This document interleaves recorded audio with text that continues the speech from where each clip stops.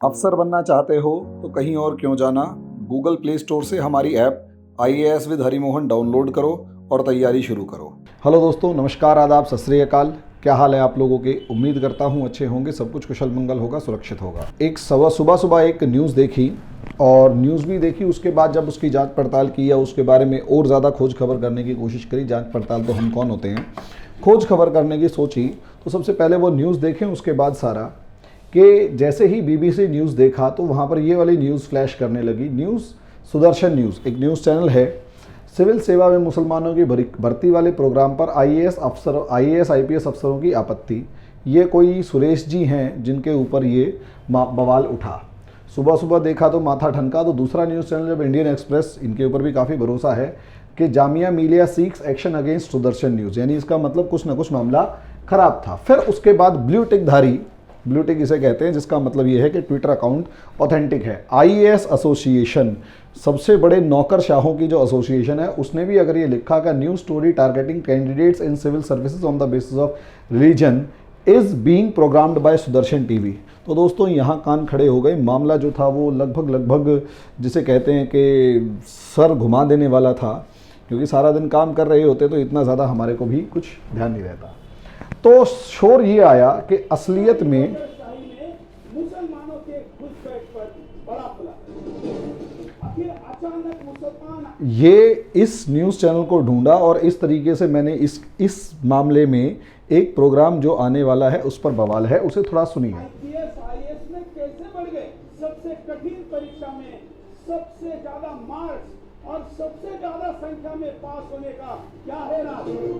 सोचिए, जामिया के जिहादी अगर आपके जिलाधिकारी और हर मंत्रालय में सचिव होंगे तो क्या होगा? लोकतंत्र के सबसे महत्वपूर्ण स्तंभ कार्यपालिका पर कब्जे का पर्दाफाश। अब दोस्तों, अगर ये पर्दाफाश की जिस तरीके से बात कर रहे हैं और जिस तरीके से जामिया के जिहादी शब्द यूज़ किया या जिस तरीके से कार्यपालिका के ऊपर कब्जे की इन्होंने बात कही या कुछ भी, तो आप यहाँ अंदाज़ा लगाइए कि कितना जहरीला टाइप का ये भाषण रहा होगा या किस तरीके का जहर फैलाने की ये बात कर रहे हैं।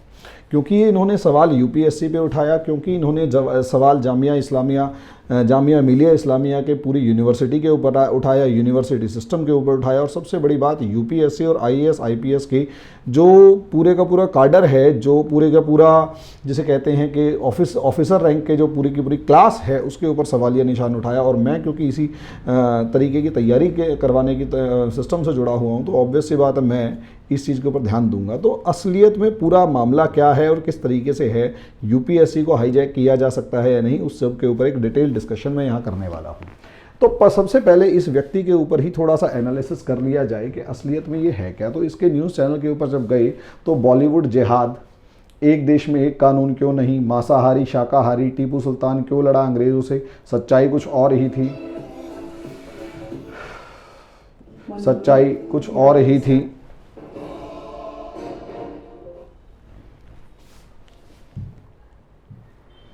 इसी तरीके से अगर आप देखेंगे, जिहादी जाकिर पर मलेशिया सरकार मेहरबान, बंगाल बना बांग्लादेश, स्टूडेंट नहीं आतंकवादी हैं JNU में, बिंदास बोल क्या मोदी अब तक के सबसे बड़े नेता हैं, साईं बाबा के बारे में झूठा ऐलान, गद्दार के घर गद्दार ही पैदा होता है, ठीक है, राज्यसभा में कार्रवाई की मांग क्यों, जनसंख्या नियंत्रण महासभा, विशाल महासभा, न्यूज़ चैनल वाले विशाल महासभा बुला रहे हैं, हिंदुओं के हिंदुस्तान से भगाने वाले पर हल्ला बोल, हिंदुओं को हिंदुस्तान संतों के खिलाफ ही क्यों होती है साजिश, क्या राम के श्राप से हुआ करुणानिधि का नाश, हरी चादर पर आपके द्वारा डाला गया हर पैसा आपके लिए सफ़ेद चादर का प्रबंध कर रहा है। इस तरीके का ये व्यक्ति है, लेकिन अपने आप को ये न्यूज़ चैनल कह रहा है, न्यूज़ चैनल कह रहा है। और इसके बाद इसके पीछे जो आया मामला, वो रीज़न समझिए कि है क्या।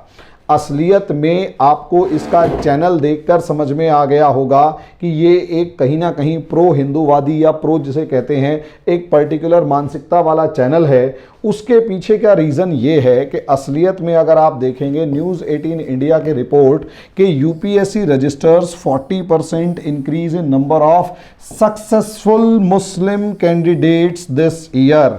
अब सवाल दोस्तों यहां से यही आता है कि 40% बढ़ गया, और किसी भी मानसिकता, आप में से भी बहुत से जो इस वीडियो को देख रहे होंगे उनके दिमाग में भी सवाल आया होगा कि 40% बढ़ गए, अब हमारा क्या होगा। ज्ञान जितना है उतनी ही बात सोची जाती है। असलियत में समझिए कि total 40 candidates have cleared UPSC examination this year. पिछले साल 28 थे, इस बार 40 हैं, आउट ऑफ अप्रॉक्सीमेट 760 के आसपास, 760 के आसपास स्टूडेंट्स हैं। और अगर इनकी टोटल परसेंटेज मिलाई जाए तो 4% है टोटल। मुस्लिम पॉपुलेशन है 14% है कितने, ये 4%, इस बार 5% के करीब हो गए हैं। टोटल बहुत कम है कंपैरेटिवली और दूसरों में। अगर आप पिछले साल भी देखोगे तो इसी न्यूज़ चैनल के अंदर, न्यूज़ के अंदर एक्सप्लेनेशन दे रखा है कि 2016 के अंदर 50 कैंडिडेट आए थे, 2016 के अंदर भी 50 आए, 2017 के अंदर भी 50 आए, 2018 के अंदर जो है वो थोड़ा सा एम्बिग्यूअस है, काफ़ी कम रहे। 2019 यानी इस बार 2018 के अंदर जो है वो 28 थे, 2019 के अंदर जो इस बार एग्जाम्स निकले हैं, मतलब 2019 में जो रिजल्ट आया है उसमें ये जो है अप्रॉक्सीमेट 40 स्टूडेंट्स आए हैं। अब सवाल ये है कि दोस्तों यहाँ 40 स्टूडेंट आ गए तो क्या ये कोई जिहाद है या कुछ और है। दोस्तों अगर आप यूपीएससी के जेन्युइन कैंडिडेट हैं, सच में एक हिंदुस्तानी के लेवल पर सोचते हैं, धर्म के चश्मे के नाम पर नहीं सोचते, तो आपको खुद ही एक एनालिसिस आ जाएगा कि असलियत में इसके पीछे रीज़न क्या है।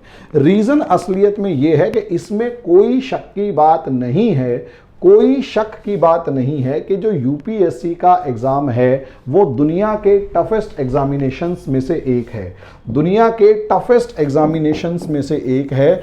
और अगर ये टफेस्ट एग्ज़ाम है दुनिया का तो यहाँ असलियत में सिलेक्शन लेना आसान काम नहीं है। सबसे पहले आपको लेवल 1 के अंदर पीटी देना होता है, 2 पेपर, फिर मेंस देना होता है जिसके अंदर 9 पेपर होते हैं, एक के बाद एक 9, फिर इंटरव्यू देना होता है, और ये मेंस और इंटरव्यू के मार्क्स मिलाकर ही आपको सिलेक्शन लेना होता है।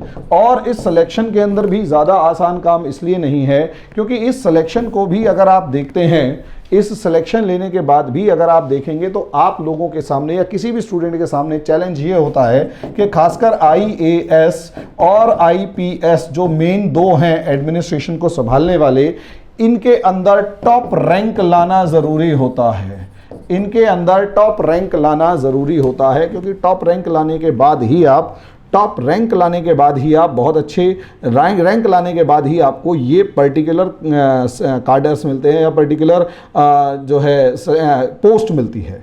तो दोस्तों इतना आसान नहीं है अगर आप देखते हैं तो यहाँ पर। और उसके बाद अगर आप इस पूरी की पूरी यूपीएससी एग्ज़ाम के सिलेबस को और पैटर्न को देखेंगे तो वो जाने आप लोगों को पता भी नहीं लगता, और आप लोगों का पूरा पर्सनैलिटी टेस्ट इस तरीके से कर लेती है, पर्सनैलिटी टेस्ट इस तरीके से कर लेती है कि आपके अंदर किसी भी तरीके से आपके अंदर जरा सी भी कोई भी प्रॉब्लम होगी या आपकी मानसिकता में कमी होगी, बायसनेस होगी, भेदभाव होगा, इधर उधर कुछ भी होगा, तो यकीन मानिए वो आपके इतने मार्क्स काट देते हैं कि आप सेलेक्ट नहीं हो पाते, और फ्रैक्शन मार्क्स के ऊपर ज़बरदस्त कंपटीशन होता है। तो आप में से अगर किसी एक को भी लगता है कि ये जो यूपीएससी है उसका एग्ज़ाम आसान है और उसे भेद दिया गया है और इतने ज़्यादा लड़के सिर्फ धार्मिक मानसिकता लेके जा रहे हैं, तो असलियत में देखो दोस्तों, यूपीएससी को अगर क्लियर करना है, तो मैं नॉर्मली अपने स्टूडेंट्स को कहता हूं कि यूपीएससी अगर आपने क्लियर करना है तो सिर्फ एक चीज़ है, कबीरा खड़ा बाजार में मांगे सबकी खैर, ना काहूं से दोस्ती ना काहूं से बैर। जब तक आप इस दोहे को नहीं समझेंगे, जब तक आप इस दोहे के अनुसार काम नहीं करेंगे या इस दोहे के अनुसार आप अपनी सोच नहीं रखेंगे, मैं आपको दावे के साथ कहता हूं, आप कभी भी यूपीएससी के सक्सेसफुल कैंडिडेट नहीं हो सकते या यूपीएससी में कामयाब नहीं हो सकते। आपको अपनी धर्म, जाति, परिवार सबसे ऊपर उठकर सोचने की अगर क्षमता है आप में, अगर अपने धर्म, जाति, परिवार इन सब से ऊपर उठकर सिर्फ एक देश, एक इंडियन के बारे में सोचने की अगर क्षमता है, तो ही आप यूपीएससी का एग्जाम क्रैक करेंगे। अगर आप देश की समस्याओं को समझने की क्षमता रखते हैं तो आप यूपीएससी को क्रैक करेंगे। अगर आप उन समस्याओं को समझकर उनका समाधान करने की कोशिश करते हैं तो आप यूपीएससी को क्रैक करेंगे। आप धार्मिक मानसिकता के साथ, जातिगत मानसिकता के साथ, ऊंच नीच की मानसिकता के साथ, लैंगिक मानसिकता के साथ कभी भी यूपीएससी क्रैक नहीं कर सकते। बाद में भले ही ये लोग मिसबिहेव जितना मर्जी कर लें, लेकिन इतना कभी भी याद रख लीजिएगा, इन लोगों को, इस क्लास के अंदर जाने वाले इंसान को अगर आप देखेंगे तो वो भले ही बाद में कुछ मामला खराब कर दे सो कर दे, और वो भी एक्सेप्शनल केसेस में होते हैं। दोस्तों, असलियत में आपका जो कंट्री का जेन्युइन ब्रेन बैंक जो एडमिनिस्ट्रेशन का है वो यही है। यहां तक कि एक प्रधानमंत्री को भी इन्हीं की सलाह के अनुसार, इनके सिग्नेचर और इनके सलाह के अनुसार कार्य करना पड़ता है। तो यहां पहली बात, जो आपका एग्जामिनेशन पैटर्न है, जो आपका एग्जामिनेशन प्रोसेस है, उसमें आप लोग कभी जा ही नहीं सकते। लेकिन इस सुरेश जी जैसे जाहिल जो हैं जिनकी मानसिकता वो जिहाद के नाम पर एक धर्म युद्ध करना है। दोस्तों, वास्तव में जिहाद और धर्म युद्ध दोनों का वास्तविक अर्थ आपको सेम मिलेगा। असली समस्या उन दोनों के पीछे छिपी एक जैसी मानसिकता की है। जिहाद अच्छे कामों के लिए भी हो सकता है, बुरे कामों के लिए भी। धर्म युद्ध भी अच्छे कामों के लिए भी हो सकता है, बुरे काम के लिए भी। डिपेंड सिर्फ इस चीज पर करता है कि वो जो जिहाद और धर्म युद्ध है उसके पीछे की मानसिकता क्या है। अगर इस इंसान को देखें तो ये इंसान भी अपने आप को धर्म योद्धा कहेगा और ये कहेगा कि ये मेरा धर्म युद्ध है, ये उसका धर्म युद्ध है, और मेरा धर्म युद्ध ये है कि मैं आप लोगों को उस जैसे कि धर्म युद्ध की मानसिकता, पीछे छिपी मानसिकता को बताऊं, उसके पीछे छिपी राजनीति को बताऊं, और सबसे बड़ी बात, उस राजनीति के पड़ने वाले बुरे प्रभाव और भारत पर के भविष्य के ऊपर उठने वाले सवालों के ऊपर मैं आपका ध्यान खींचूं। तो दोस्तों, असलियत में यूपीएससी के ऊपर जब सवाल उठाया तभी मेरे को सबसे ज्यादा बिलबिलाहट हुई। क्यों, क्या कारण है कि यूपीएससी की पूरी व्यवस्था जिसके अंदर भेद पाना बड़ा मुश्किल काम है, इस जैसे ही इंसान ने सवाल उठाया और उसे धार्मिक जिहाद से जोड़ दिया। ठीक है यार, तुम लोग लव जिहाद का नाम ले रहे हो सकता है तुम्हारे पास कोई प्रूफ हो, जाके कोर्ट में प्रूफ करो, मैं उसके ऊपर नहीं बोलने वाला। लेकिन आप पूरी यूपीएससी और नौकरशाही जिहाद और सब चीजों के ऊपर जब सवालिया निशान उठा रहे हैं तो असलियत में आप पूरे सिस्टम के ऊपर सवालिया निशान उठा रहे हैं। तो सवाल आपके सामने, सबसे पहले आपने बुद्धि में यह बिठा लीजिए कि आप उस सिस्टम के ऊपर सवाल उठाने से पहले कि असलियत में यह परसेंटेज एक दिन में बढ़ी है क्या? नहीं, कभी भी समझ लीजिए, ये जो परसेंटेज है ये कभी भी एक दिन में नहीं बढ़ी है। जो आपको ये लग रहा है, पहले वो खुद ही न्यूज़पेपर के अंदर कहा गया है कि भाई पहले 2.5% थे, अब 4% और फिर 5% हो गए हैं। ये आज के प्रोसेस नहीं है, ये लगभग 2012 के अंदर जब ये शाह फैजल जो है इन्होंने टॉप किया तो यहां से कहानी शुरू हुई। ये असलियत में मुस्लिम कम्युनिटी के लिए और खासकर कश्मीर से आने वाली जनता के लिए एक मेंटर बने कि भाई हिंदुस्तान का सिस्टम इस तरीके से है कि आप मेहनत करो और आप लायक बनो तो आप टॉप कर जाओगे, या आप टॉप भी कर सकते हो। यहां ये जब एक एग्जाम्पल की तरह सेट हुए तो अगले 1-2 सालों के अंदर अगर आप देखते हैं तो ये अथर आमिर और उनके बाद जो है हसन सैफीन जो हैं, ये तो youngest IAS officer, youngest IPS officer of India this 20 year of age, और हसन सफीन जो हैं ये आईपीएस ऑफिसर बन रहे। तो ये एग्जाम्पल सेट हुए हैं मुस्लिम कम्युनिटी के लिए। और सबसे बड़ी बात,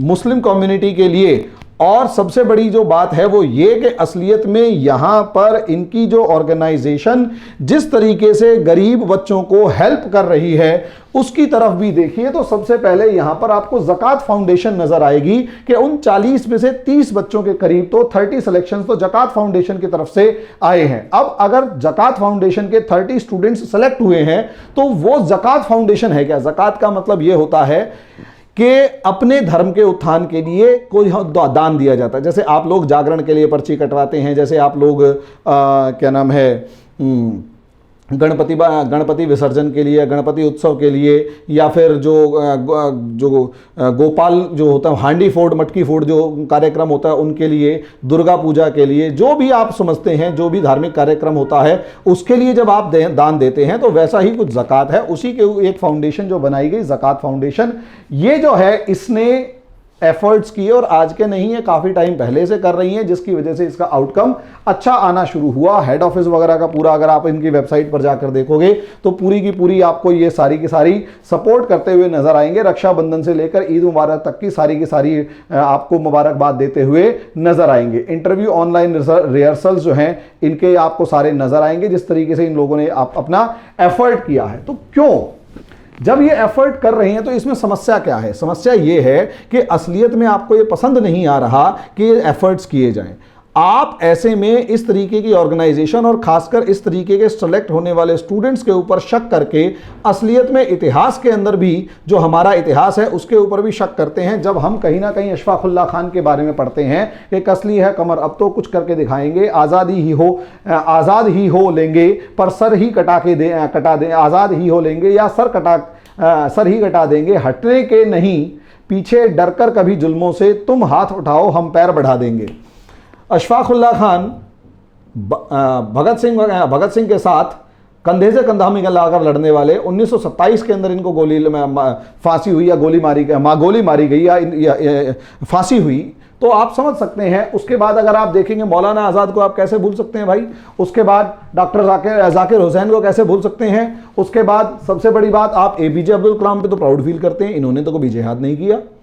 यानी आप इन सब की, क्योंकि आप एक IAS ऑफिसर, एक पढ़े लिखे इंसान जो एक ज्ञानी व्यक्ति है, उसके ऊपर जब आप सवाल उठा रहे हैं तो कहीं ना कहीं इन सब के ऊपर भी सवाल बनता है कि इन सब की भी कोई ना कोई ऐसी जिहादी मानसिकता रही होगी आपके अनुसार। मेरे अनुसार नहीं, मेरे लिए तो ये बिल्कुल उतने ही पूज्य हैं जितने मेरे अपने देवी देवता और सब। उसके बाद अगर आप देखते हैं तो यहां पर ये SY कुरैशी जो चीफ इलेक्शन कमिश्नर भी रह चुके हैं भारत के और बहुत अच्छे लेवल पर इनका एक दबदबा रहा है पूरी इंटरनेशनल कम्युनिटी के अंदर।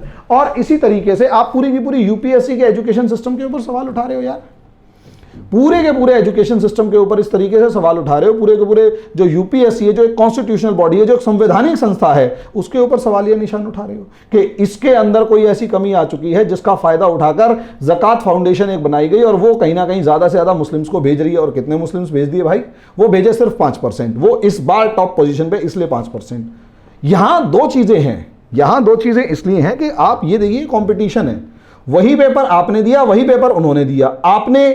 आपके जो लड़के हैं या हमारे एक कम्युनिटी के जो लड़के हैं जिसके लिए आप सो कॉल्ड वो कम्युनिटी हालांकि वो कभी हो भी नहीं सकती कि वो कम्युनिटी जो सो कॉल्ड कम्युनिटी जिसे आप दावा कर रहे हैं कि आप उसके सरमाएदार हैं, आप उसके लिए आवाज उठा रहे हैं, यार उनके लड़कों को पीछे छोड़ के ही तो इनका सिलेक्शन हुआ है ना। ऐसा थोड़ा ना है कि ये मतलब बिल्कुल ही सिलेक्शन इनको पर्चियां फेंक दी गई या कोई 12वीं क्लास का पेपर थोड़ा ना है कि ये ज्यादा पास हो गए और हिंदू लड़के कम पास हो गए। दिस इज UPSC, इन्होंने ज्यादा मेहनत करी, आपने कम मेहनत करी। आप जिस तरीके का ये जिहाद वगैरह का नारा लगा रहे हैं, क्या आपने कभी कोशिश की कि आप ऐसा कोई इंस्टीट्यूशन एस्टेब्लिश करें जो हिंदू धर्म के स्टूडेंट्स के लिए इस तरीके का एफर्ट करे? कभी नहीं, कभी भी नहीं करी आप लोगों ने कोशिश। आप सिर्फ अपना TRP बढ़ा रहे हैं, पैसे बढ़ा रहे हैं और कुछ भी नहीं है। असलियत में इस व्यवस्था को समझिए आप। ये जो संजय जी जैसे टाइप के जो बंदे हैं जिनका नाम भी मुझे कई बार याद नहीं रहता, ये लोग असलियत में एक प्रोपेगेंडा चला रहे हैं और ये बिल्कुल वही मानसिकता वाले लोग हैं जो कि दूसरी तरफ, ये भी एक मानसिकता है जो दूसरी तरफ आप संविधान के ऊपर सवालिया, ये मानसिकता कहीं ना कहीं संविधान के ऊपर भी सवालिया निशान उठाती है, वो चाहे हिंदुओं में चाहे मुसलमान में हो। असलियत में ये कोई जिहाद या धर्म युद्ध नहीं है, ये वास्तव में एक मानसिकता है जो हमेशा ये सोचती है कि मैं ही सही हूं, मेरे अलावा कोई सही नहीं है, और ये दुनिया के हर धर्म में मौजूद होते हैं। अब यही एक कारण है, फिर आप में और मिस्टर इसमें क्या फर्क रह गया भाई?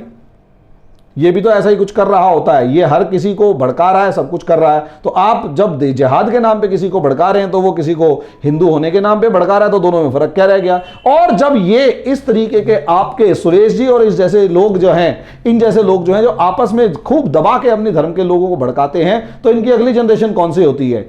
इन लोगों की अगली जनरेशन भारत में भले ही अभी पैदा हुई नहीं है, लेकिन अगर इन लोगों को नहीं रोका गया तो जो हाफिज सईद जैसे जानवर, कुत्ते पाकिस्तान के अंदर पैदा हुए हैं, वैसे ही आप हिंदुस्तान में भी पैदा होते हुए देखोगे जो जिहाद और धर्म युद्ध को अपना इस तरीके से एक ध्येय वाक्य बना लेंगे, एक ध्येय वाक्य इस तरीके से बना लेंगे ये लोग कि अल्टीमेट लेवल पर, कि उसके बाद ये पैदा होते हुए भारत में भी नजर आएंगे। फिर उसके बाद, क्योंकि इन लोगों को, ये लोग सिर्फ और सिर्फ दुनिया के हर कदम को धर्म के चश्मे से देखते हैं। अल्टीमेट लेवल के ये लोग पॉलिटिशियन होते हैं। इनका काम सिर्फ और सिर्फ एक होता है, गरीब तबके के गरीब गुरबान लड़कों को जिहाद और जन्नत के नाम पर भड़काना और उसके बाद लड़ने मरने के लिए तैयार करना और भारत जैसे देशों में भेज देना। तो अब अगर भारत में पैदा होंगे तो वो क्या होंगे? भारत में अगर पैदा होंगे तो वो मुस्लिम बस्तियों में भेजना शुरू कर देना, मुस्लिम बस्तियों से फिर हिंदू बस्तियों में आने शुरू हो जाएंगे। होगा क्या? गृह युद्ध। होगा क्या? गृह युद्ध। आप ये जो चैनल जिस तरीके से भड़का रहा है और पूरे के पूरे यूपीएससी ऑर्गेनाइजेशन के ऊपर सवालिया निशान उठा रहा है, आने वाले समय में यही होगा। और क्या ये सिर्फ मुस्लिम तक सीमित रह जाएंगे? असलियत में आप समझिए, ये एक नफरत करने वाली मानसिकता है। और ये जो नफरत करने की जो मानसिकता है, ये एक जगह नहीं रुकने वाली। असलियत में ये वो लोग हैं जो सिर्फ और सिर्फ अपने आप को सबसे ज्यादा सुपीरियर समझते हैं, अपने आप को सबसे ज्यादा सर्वश्रेष्ठ समझते हैं। यहां तक कि पहले ये भले ही कॉन्स्टिट्यूशन का नाम लेके दूसरे को गालियां बक रहे हैं, थोड़े दिन के बाद ये कॉन्स्टिट्यूशन में कमियां निकालने लग जाते हैं और कॉन्स्टिट्यूशन में कमियां निकाल के कहेंगे इसमें ये बदलो, इसमें ये बदलो, इसमें ये बदलो, इसमें ये बदलो। फिर वो कॉन्स्टिट्यूशन की आत्मा को मार डालते हैं। फिर उसके बाद जब इनका दबदबा कायम हो जाता है तो पूरी की पूरी पॉपुलेशन को धर्म और जाति के नाम पर भड़काकर आपस में एक दूसरे के साथ लड़वा रहे होते हैं और अपनी रोटियां सेक रहे होते हैं। अभी तक ये जाति जो है, ये प्रजाति जो है, इस तरीके के लोग जो हैं, वो राजनीति में केवल थोथी राजनीति कर रहे हैं और बैकडोर में बातचीत भी कर लेते हैं। लेकिन धीरे धीरे इनके अंदर इतना जहर बढ़ जाता है कि ये दूसरी कम्युनिटी के साथ बातचीत करते हुए भी नजर नहीं आते। यहां से कम्युनिटी लेवल पर जब जहर जाएगा तो असलियत में देश के अंदर गृह युद्ध का खतरा बढ़ता हुआ नजर आता है। ऐसे लोगों को अगर अपने देश में पैदा होने से रोकना है तो आपको ऐसे लोगों को पैदा होने से रोकना पड़ेगा। ये और वो जो सुरेश जी है, ये दोनों एक जैसे हैं। इन दोनों में किसी तरीके का कोई फर्क नहीं है। दोनों सिर्फ और सिर्फ मानसिकता एक लेकर पैदा हो रखे हैं और वो मानसिकता है धर्म के नाम पे नफरत। धर्म के नाम पे नफरत, ये और वो दोनों एक ही काम कर रहे हैं। और इसके अंदर इन दोनों के द्वारा फैलाए गए जहर को कम करने का जो एफर्ट किया जा रहा है, सरकारें उस एफर्ट, मतलब जो उसका एफर्ट सरकार या दूसरी ऑर्गेनाइजेशंस कर रही हैं, ये उस सारे एफर्ट को खत्म कर देते हैं।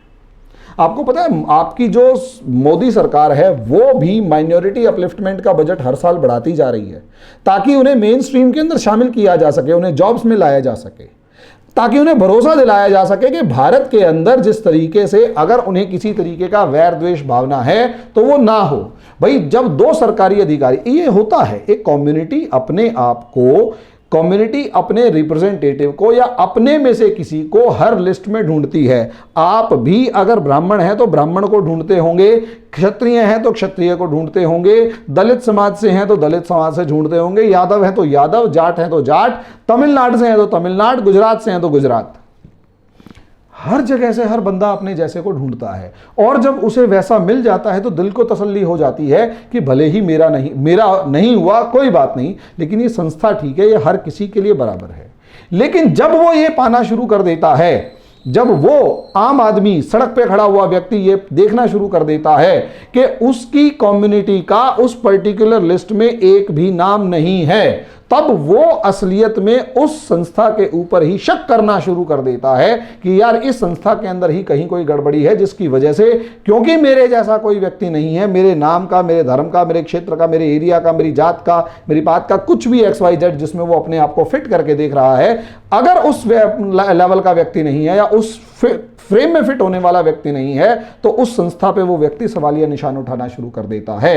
और यहां पर मुस्लिम्स की जो सेकंड मेजॉरिटी है भारत के अंदर, उसको और उसका विश्वास जीतना बहुत ज्यादा जरूरी है। और ये कोई सरकार ने कोई जोर जबरदस्ती करके नहीं या कोई कॉन्स्पिरेसी नहीं, एक fair, free and fair effort है जिसके अंदर आउटकम बहुत सारा आ रहा है। और अकेली ज़कात फाउंडेशन थोड़ा ना है, जम्मू कश्मीर गवर्नमेंट इस तरीके का प्रोजेक्ट चलाती है, जामिया इस्लामिया इस तरीके का प्रोजेक्ट चलाती है, और भी अलीगढ़ मुस्लिम यूनिवर्सिटी में इस तरीके के प्रोजेक्ट चलते हैं, और दूसरी जो भी मुस्लिम यूनिवर्सिटीज़ है, माइनॉरिटी यूनिवर्सिटीज़ है, उनमें भी प्रोजेक्ट चलते हैं। उनमें क्यों, जो सिख यूनिवर्सिटीज़ है उनमें भी ऐसे प्रोजेक्ट्स चलते हैं, जो क्रिश्चियन यूनिवर्सिटीज़ है उनमें भी ऐसे प्रोजेक्ट चलते हैं। तो मुस्लिम ही टारगेट क्यों? क्योंकि मुस्लिम सबसे ज़्यादा आपके यहाँ सेकंड मेजॉरिटी है, और सेकंड मेजॉरिटी जो है वो कहीं ना कहीं आपको फियर फैक्टर क्रिएट कर रही होती है, या उससे ही सबसे ज़्यादा लड़ाई है और ईजी टारगेट है।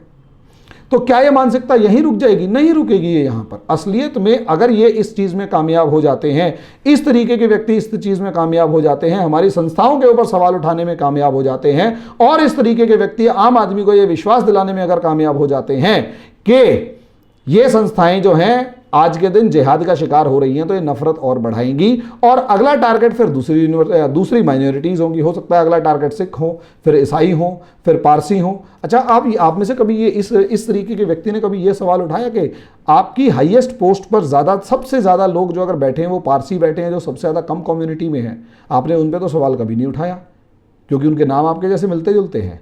आप यकीन मानिए, रतन टाटा एक पारसी हैं, फाली सोराब जी जो हैं पारसी हैं। इसी तरीके से बहुत सारे दूसरे ऐसे एक से बड़े के पोजीशन पर बैठे हुए मिलेंगे, वो सारे क्या हैं? पारसी हैं। खासकर जो जुडिशरी है उसके अंदर बहुत सारे पारसी मिलेंगे, मैक्सिमम पारसी मिलेंगे आपको। इसी तरीके से जो क्या नाम है, जो अकाउंटेंसी है, जो फाइनेंशियल सेक्टर है, उसके अंदर आपको मिलेंगे। और हाईएस्ट पोजीशन के जो एडमिनिस्ट्रेशन है उसके अंदर पारसी आपको बहुत सारे मिलेंगे। तो आप ये कैसे कह सकते हैं कि असलियत में ये कोई जिहाद या समथिंग है?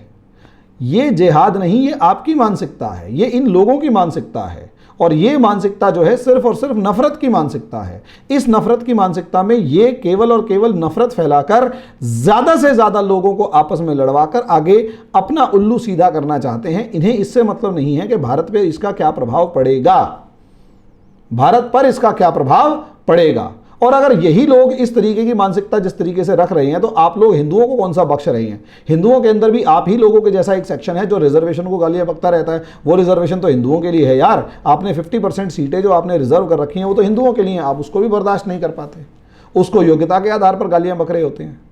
असलियत में आपकी मानसिकता है नफरत की। नफरत की मानसिकता है तो गालियां बक रहे होते हैं, और किसी ना किसी तौर पर किसी ना किसी नफरत के मामले में आपको कोई ना कोई टारगेट चाहिए होता है, क्योंकि खुद तो आप कुछ कर नहीं सकते। प्रोपेगेंडा वॉर सबसे ज़्यादा चला रखा होता है। न्यूज़ चैनल मैंने आप लोगों को दिखा दिया है इन लोगों का। तो ये असलियत में जो लोग हैं ये केवल डिविजिव पावर हैं, इनके ऊपर ध्यान ना दिया जाए। यूपीएससी सबसे बेस्ट ऑर्गेनाइजेशन है, कॉन्स्टिट्यूशनल बॉडी है, और इसके अंदर सिलेक्शन लेना इतना आसान काम नहीं है। आपको गंगा जल की तरह पवित्र होना पड़ेगा, आपको गंगा जल की तरह पवित्र होना पड़ेगा, शीशे की तरह पारदर्शी होना पड़ेगा, आईने की तरह बिल्कुल स्पष्ट वक्ता होना पड़ेगा। तभी जाकर आप किसी ना किसी तरीके से यूपीएससी के फॉर्म्स में आगे या यूपीएससी के एग्ज़ाम को क्लियर कर सकते हैं। और जो मेहनत करेगा वो सफल होगा, और हमें उनका सम्मान करना चाहिए जो मेहनत करके सफल हुए हैं। और रही बात मुस्लिम्स के परसेंटेज बढ़ने की, परसेंटेज उनकी पॉपुलेशन के अकॉर्डिंग वैसे भी आधी से भी 1/3 बची हुई है। 1/3 के करीब लड़के सेलेक्ट हुए हैं 1 साल के अंदर। हर साल इतने तो सिलेक्ट होते नहीं हैं, 2-3% ज़्यादा से ज़्यादा। 14% पॉपुलेशन अगर 3% सिलेक्शन ले रही है, इसका मतलब अभी भी वो पॉपुलेशन बहुत ज़्यादा पिछड़ी हुई है। क्या आप में से इन लोगों ने कभी शोर मचाया कि यहाँ पर जो अपर कास्ट है वो कितनी सीटें ले जाती है बाकी 50% में से? तब तो आपको किसी को कोई समस्या नहीं होती है। कोई जिहाद विहाद नहीं है, ये मानसिक रोगी लोग हैं। ये लोग पागल लोग हैं। देश को बर्बाद करने के नाम पर एक तरीके की मानसिकता फैला रहे हैं, वो जहर फैला रहे हैं। और यही जहर आम आदमी के अंदर व्हाट्सएप या ट्विटर या किसी भी बहस के थ्रू पहुंच जाता है। आम आदमी अपनी समस्याओं को धर्म से जोड़ देता है, और आगे फिर धार्मिक उन्माद फैलने के अलावा कुछ नहीं होता। इनसे दूर रहें, और खासकर यूपीएससी कैंडिडेट तो इन जैसे गधों को कभी भी ना सुने। धन्यवाद।